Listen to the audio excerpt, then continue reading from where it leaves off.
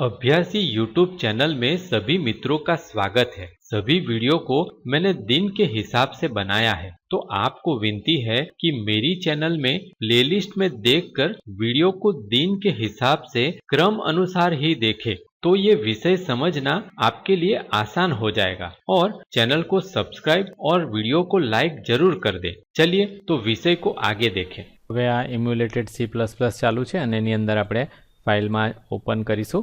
આપણે 72 નંબરનો programme open કરીશું। તો 72 નંબરના પ્રોગ્રામની અંદર આપણે ફંક્શન રાઇટિંગ વિશે જોવા માંગીએ છીએ। તો આપણે બધી થિયરી જોઈ ગયા કે આપણે કઈ રીતે ફંક્શન લખવાનું અને ફંક્શન એટલે શું છે। તો જેમ આપણે જોયું એ પ્રમાણે કે ફંક્શન એટલે કે સબ પ્રોગ્રામ, એક્સ્ટ્રા પ્રોગ્રામ, ફંક્શનનું ગ્લોબલ ડિક્લેરેશન કરી શકે। તો અહીંયા પહેલું તમને ગ્લોબલ ડિક્લેરેશન કરેલું જોવા મળે છે। તો હવે જો તમે થિયરીનો વિડીયો જોયો, જો ના જોયો હોય તો તમે પહેલાં થિયરીનો વિડીયો જોઈ લો, એટલે તમને ખ્યાલ આવે કે આ બધી થિયરી મેં સમજાયેલી છે અને એનું અહીંયા હું પ્રેક્ટિકલ બતાવું છું કે આપણે ગ્લોબલ ડિક્લેરેશન કર્યું ફંક્શનનું। અહીંયા આપણે લખ્યું વોઇડ। વોઇડ મતલબ કે આ ફંક્શન કશું રિટર્ન નહીં કરે। ફંક્શનનું નામ છે myFun1, એટલે કે myFunction1। આર્ગ્યુમેન્ટ પાસિંગ એટલે કે કોઈ વેલ્યુ અંદર પણ નહીં આવે એટલે વોઇડ લખ્યું છે। આપણે ઇન્ટીજર મેઇન અંદર લખ્યું અને ત્યાર પછી લોકલ ડિક્લેરેશન કર્યું બીજા ફંક્શનનું, એટલે બીજું એક ફંક્શન ડિક્લેર કર્યું, એ પણ રિટર્ન કશું નહીં કરે, વોઇડ છે। myFunction2 એનું નામ છે, અંદર પણ કોઈ વેલ્યુ નહીં આવે એટલે વોઇડ છે। અત્યારે આપણે બંને ફંક્શન વોઇડ લખેલા છે। જે આપણે પહેલું ફોર્મેટ ત્યાં જોઈ ગયેલા હતા એ પહેલું ફોર્મેટ આપણે જોવા માંગીએ છીએ। આપણું જે મેઇન ફંક્શન છે આ બંને ફંક્શનને કોલ કરશે પણ એ ફંક્શનને કશું મોકલશે નહીં અને એમાંથી કશું રિટર્ન પણ નહીં લે।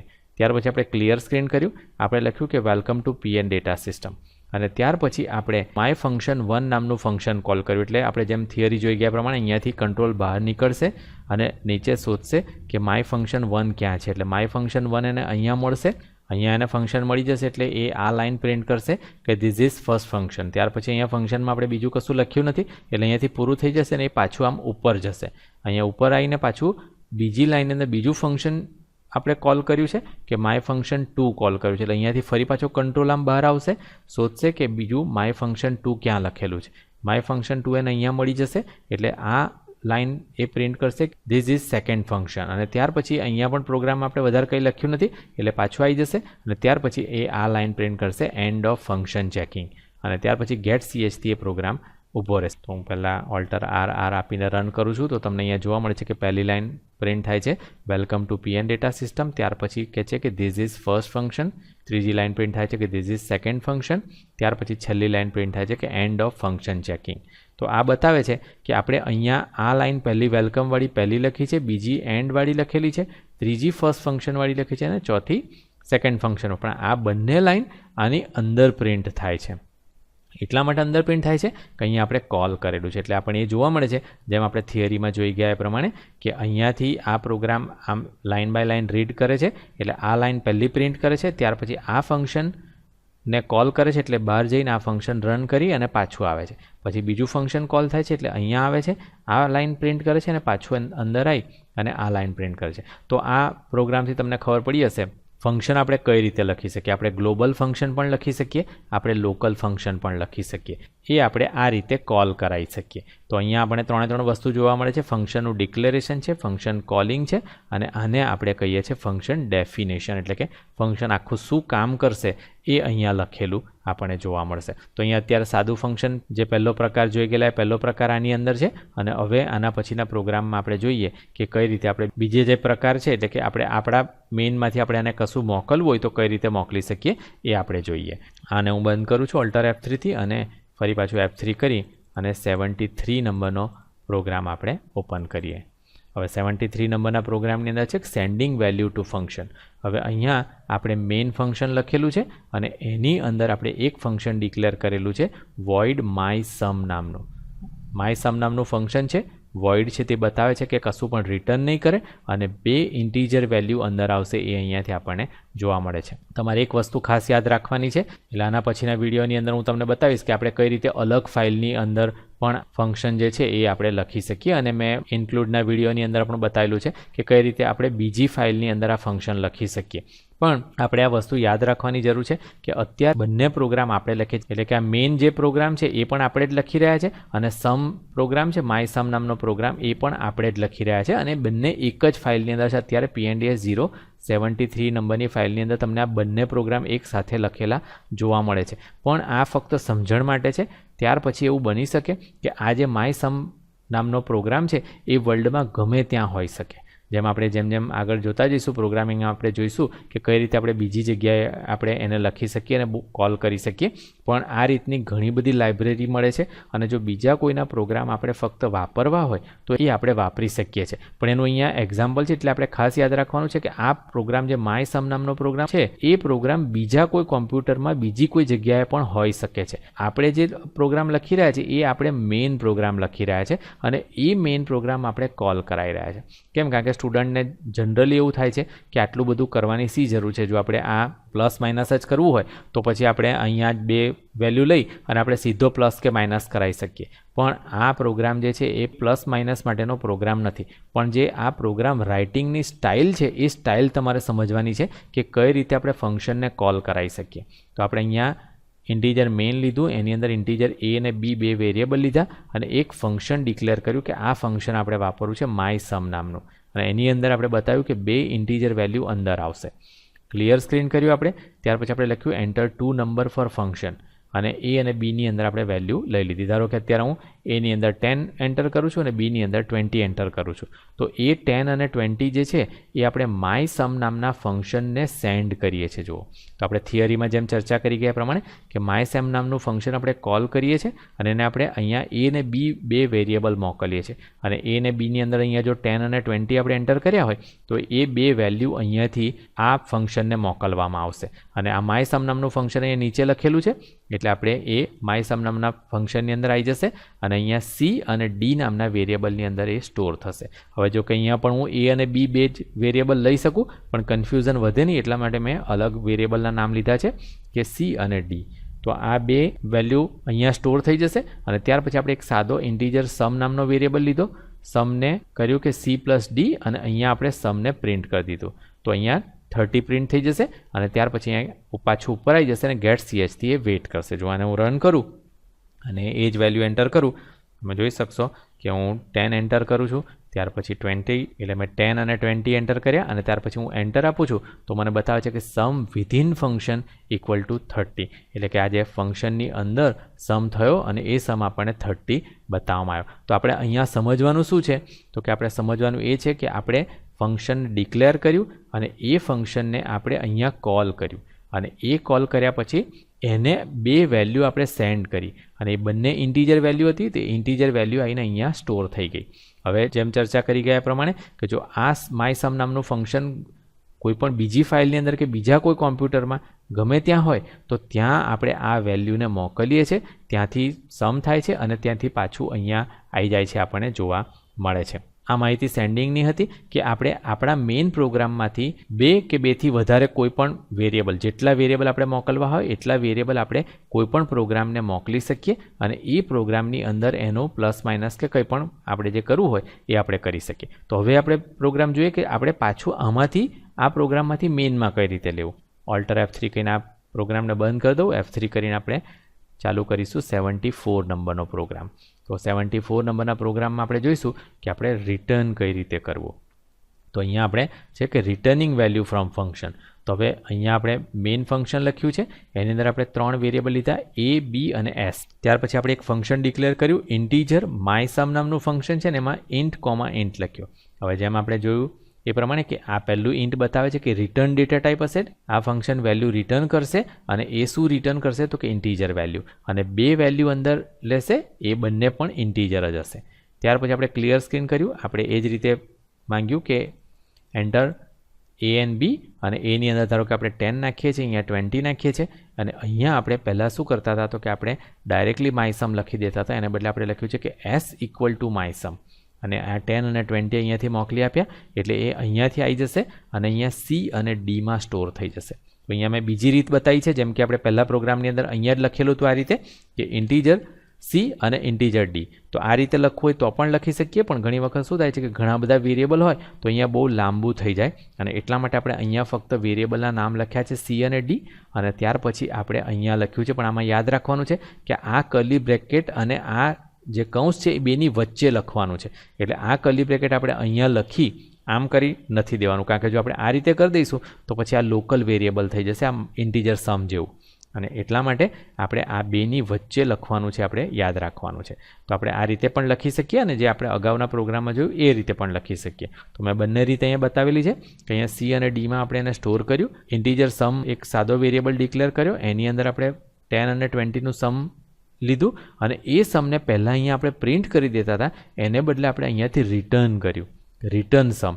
એટલે અહીંયાથી સમ રિટર્ન થશે, એટલે આ પ્રોગ્રામ અહીંયાથી બહાર મોકલશે, અને એ પ્રોગ્રામ આપણા પ્રોગ્રામની અંદર એટલે મેઇન પ્રોગ્રામમાં આવશે ત્યારે આ એસ નામના વેરિયેબલની અંદર સ્ટોર થઈ જશે. અને એસ નામનો વેરિયેબલ એને અહીંયા આપણે પ્રિન્ટ કર્યો છે પાછો. તો અહીંયા આપણે સમ જોઈશું તો 30 પ્રિન્ટ થતો જોવા મળશે. તો જેમ આપણે ચર્ચા કરી ગયા પ્રમાણે આપણે એને રન કરીએ તો અહીંયા હું જો 10 અને 20 નાખું છું, 10 નાખું છું અને 20 નાખું છું, તો તમને આન્સર 30 જોવા મળશે. જ્યારે યુઝર તું રન કરે છે ત્યારે એને ખબર નથી પડતી કે તમે અંદર શું કરેલું છે, પણ જેમ આપણે ચર્ચા આગળ કરી ગયા છે એ પ્રમાણે કે આ ફંક્શન વગેરે પ્રોગ્રામરના કામની વસ્તુ છે, એટલે યુઝરને કંઈ ખબર નહીં પડે. કેમ? કારણ કે યુઝરને તો ફક્ત એટલું જ દેખાશે કે હું 10 અને 20 વેલ્યુ નાખું છું અને 30 મને સમ મળે છે, પણ એ પ્રોગ્રામર તરીકે પ્રોગ્રામરની સહુલિયત માટે છે. અને એટલા માટે આપણે અહીં જોવાનું છે કે આપણે અહીંયા શું કરીએ છીએ તો કે આપણે આ બીજા કોઈ પ્રોગ્રામને એ વેલ્યુ મોકલીએ છીએ, અને ત્યાં કેલ્ક્યુલેશન કે કંઈ પણ વસ્તુ પ્રોસેસ થાય છે, અને એ પ્રોસેસ પાછો આપણે આપણા મેઇનની અંદર લઈએ છીએ.